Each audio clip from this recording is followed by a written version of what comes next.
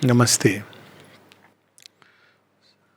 So I thought we'll read today's message, which we received from the ashram. Actually, I think many of us know how this message uh, system started. On every Darshan day, there used to be a special descent. What is meant by a special descent is that ordinarily we go through life, there is the divine presence hidden deep behind. But when the divine takes a human body and he is in the forefront of the human quest, that means the will that is hidden deep behind comes to the forefront. It's a world of difference. It's cutting through all the layers. It is ultimately the last shot is by the divine will. But it is always through pressure on the different layers which have come into existence in the course of creation. They are the natural consequence of creation. It's like if, let's take the example of somebody who has made a beautiful house in his mind or a beautiful world in his mind. There are no intermediaries. But if he has to actually realize that world on earth, there will be many hands which have to come, and the whole manifestation is about that. It is not like if God is imagining things, then there is no manifestation at all. But all this has to manifest and express itself.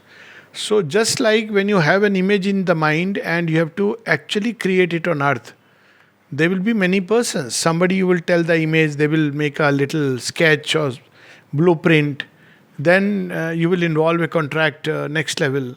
Contractor has to understand it. Then the contractor will call other people, the masons, the workers, the electrician, and every level, little error can take place. So that finally, when the building is created, it's not what the originator, creator wanted. That part is easy to understand. That this building is right now not what creator could have ever wanted. So what does he do? He says, doesn't matter. Let me use this. Why use this? Because it is through this experience that all the parties that are involved, they grow and they understand little better. So a world that comes into existence goes through its own cycle of, the seasons. Just as we have 4 seasons, we have 4 yugas. So it goes through its own cycle of birth, growth, then it reaches its, grand point. We read today, youth of time has passed, when there is the heroism and everything, and then it goes through a decline. And when that happens, that world is demolished. Building is not sustainable. So then a new world comes into existence. But what happens to those who were dwelling there? They don't vanish. They now wait for the new building. So who has inhabited this are the human souls. And the various souls and forces and beings, the gods, the titans, they don't get destroyed. It's only the outest framework of the world that gets destroyed. So then once again they start. Now there is an experience.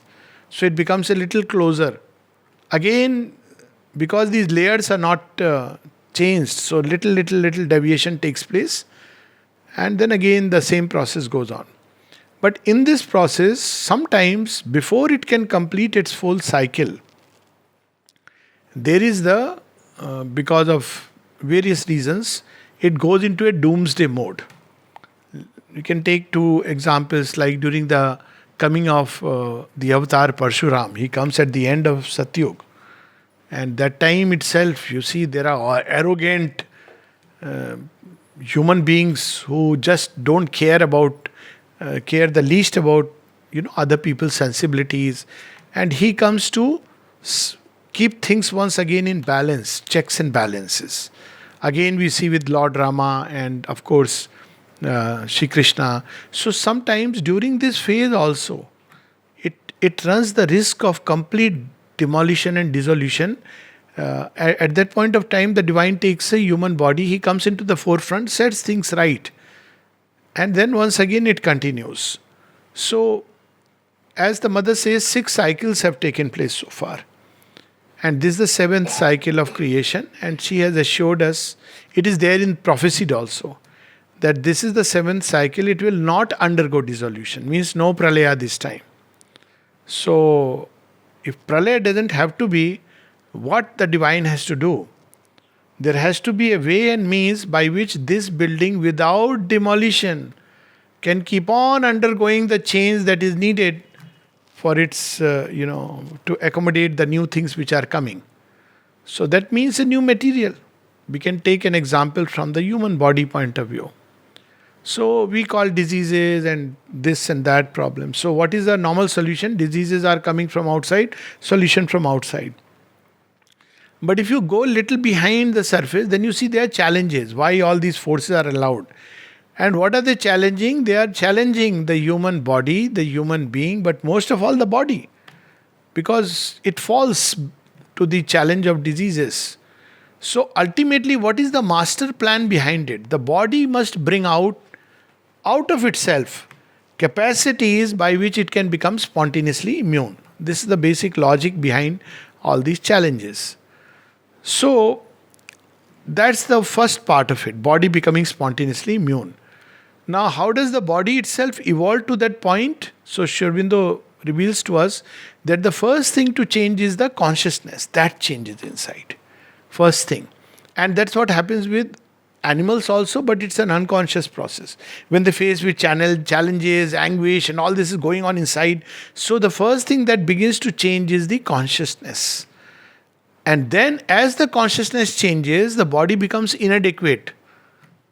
It's like, you have suddenly upgraded. You started with a 2-bedroom flat or a 1-bedroom flat or a studio apartment. And suddenly now you're wealthy, you are a big man. So now you need a bigger space because you have, more things to accommodate and more things to do. So something similar happens that inwardly the consciousness goes more and more rich, which is expressed in today's times by this constant will in the youngsters that we want more space. This is a outer indication of the fact that the human consciousness has expanded. It has expanded partly because it has seen the world, even TV, which people often blame, TV and internet, yet it has helped in expansion of consciousness. Because you are suddenly exposed to all kinds of, sitting in a room in a village, you know what's happening in New York and you know it better than the actual thing, because you suddenly have a picture of the Golden Gate Bridge in San Francisco and it looks so wonderful. When you actually go there, so when I went, they said this is Golden Gate Bridge. I said, this is the one, this doesn't look like, because the image you see from there is a very different image. So the consciousness is expanding because of, mixing of various types of humanity, because of the exposure, education, and behind all this, the play of the divine. In some, it is expanding consciously. Conscious expansion of consciousness and conscious growth of consciousness is what is yoga. But even if you don't engage in yoga, the world is built today in such a way that you have to grow. You have no choice. If you don't grow, you become redundant. So, as a result, now the body is getting impacted. How does it accommodate this consciousness? So, there is a pressure going on the body from within to change. We don't know this process, but it's happening from within. For instance, there are children nowadays who sleep very late at night and wake up late. Now they have to accommodate to this. Body has to accommodate to this change. Food habits, timings, everything is gone. It's no more the old rhythm. For the moment, we may find it very confusing, and we, based on our yardstick, we may say it is bad because we are used to something. Or we may, seen from another angle, see it differently. But as a result, there is a tremendous pressure on the human body to change. And this change you can actually see happening in various other ways also. For example, you see what was the complaint of mothers in the previous generation or in our generation. The common complaint is the child does not eat well. Common complaint, na? बच्चा ठीक से खाता नहीं है. Ask our parents and grandparents when they were children. Food was a very important thing, main thing. And they could eat very well. They're big eaters. So there is a change which has taken place, but they are far more energetic, far more active. The human mind itself has developed to a point where, okay, we may laugh at it that people are walking on the road and they are doing, WhatsApp on a phone. We may, for the moment, find it very disconcerting. But look at it. Today's children are very quick multitaskers. What is multitasking? They are walking on the road, carefully avoiding the vehicles and carefully avoiding the people whom they don't want to see.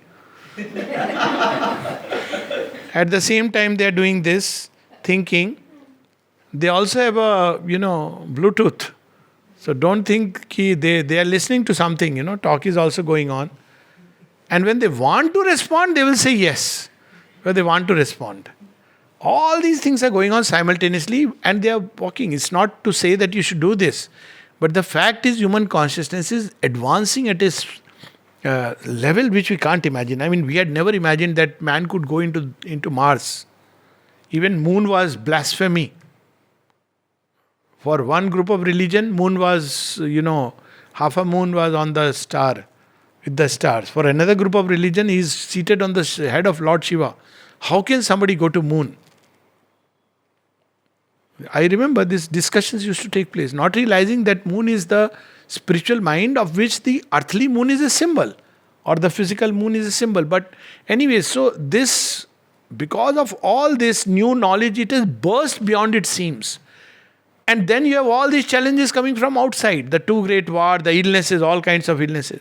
So what is the option left? To evolve or to perish? So one path is we don't want to evolve and we want easy solutions. Easy solution is go to a doctor, take a medicine. So what does the doctor do? Doctor multiplies, hospitals multiply, diseases multiply. And what goes down is your natural immunity. So this is one path that mankind can take, though you will live a little longer. So look at the illusion that is created. But the other path is that one takes the challenge of life. Earlier when there were very little solutions, one could take that challenge. But even this sometimes helps, because when you take all these chemicals, which are not always, they are a kind of poison in one way. The body has to again adapt. These are another kind of challenges which our solutions have created. Motor car, wonderful. It can take you from one place to another much faster. It's a solution, yes, but it's a problem also. So every solution created by the mind is adding up the problem. As a result, the body is being impacted. And the Mother and Sri Aurobindo's solution is that it is happening because the time has come for the human body itself to evolve beyond the animal humanity to a divine superhumanity of tomorrow. And this evolution will be in two steps, many steps, but two main steps. One is the evolution of consciousness, and the second is, because this consciousness involves, it will keep putting pressure on the body, and slowly it will start changing. We may not notice some of the changes. Like earlier people said that the brain cells, disintegrate after a point. Now they say they don't. So many changes are taking place within the body. For instance, the height is becoming greater for both boys and girls. Many such things are going on, which is a big subject. For instance, there was a problem of population. So when Mother was asked about population problems, he said, nature will eventually find its way. And then she laughs and says that, there is a growing number of impotence which is going to come up. Nature is going to create it like that. So ultimately, because of this pressure and the need to accommodate, the body is undergoing a change till one day, out of the caterpillar, there comes out the butterfly. This is the solution given by Sri Aurobindo. It is permanent, radical, and it's no more like, okay, I take this medicine, that vaccine, and tomorrow again I'll be, hit by another challenge. So keep on somehow delaying the inevitable. The inevitable is evolution and conscious evolution. So this is this now problem before us. One is we take the road of ascension, growth of consciousness, spiritualization, followed eventually at some point by a transmutation of the body itself. Emergence of new powers, new faculties. And actually they exist even in yoga. One can experience, for instance, You can suddenly experience your body as extremely light. I don't know if people have experienced it or not. Suddenly extremely light. You can equally feel it very heavy. Isn't it? So, these are the lagima, garima. Sometimes the body can become so sensitive that even if a little grass comes and sits on it, you will feel it so concretely. I remember once, long, long back, sitting in meditation, and suddenly I felt there is something very tangible, palpable on my right side of the thigh. And I said, "What is it?" So, but I continued. But I could all the time sense it. So, when I came out of that state, I saw it was nothing but a small little leaf. But you can become so conscious. Sri Ramakrishna was so conscious that if you could put number of mattresses and below put a little coin of money, he could sense it. It would be so uncomfortable. So the body is becoming more and more subtle. The more subtle the body becomes, the more it will be possible to heal it by subtle means. Right now people say it doesn't work in everybody. Yes, it doesn't work in everybody because the body is so crude, so gross. So as we evolve, we'll reach this point, which is known as the spiritualization, and eventually at some point the transmutation. This is the wonderful thing that Sri Aurobindo, not just a message, but the great hope of the future. I thought it's a day worth remembering that, because otherwise we speak about, Sri Aurobindo's thought, Vedantic thought, this thought, that thought, but we miss the real essence. The real thing which Sri Aurobindo brings is that eventually man will be surpassed. Man is a creation of yesterday, as the mother puts it. Superman is the future. And if we look towards the future, move towards it, then there is always hope, and there are people who are marching towards that. So as the mother said, Sri Aurobindo is the future, marching towards its own realization. All that he said, all that he realized in his own being, body, is what is going to happen with humanity, but over a period of time. So let's move into that zone, into this beautiful luminous road that Sri Aurobindo and the mother have opened for us. The road towards a new creation. Namaste.